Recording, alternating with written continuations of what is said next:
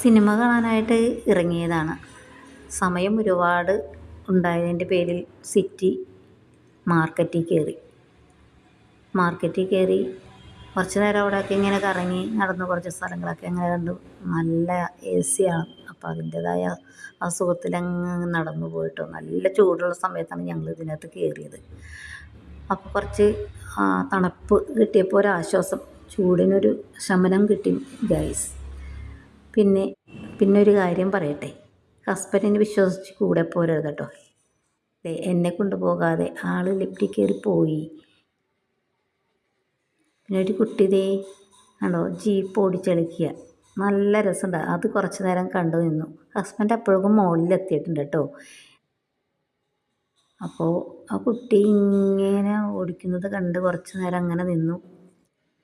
അത് കഴിഞ്ഞ് ഞങ്ങൾ ഒരു മസാജ് ചെയ്യാനായിട്ട് കയറി.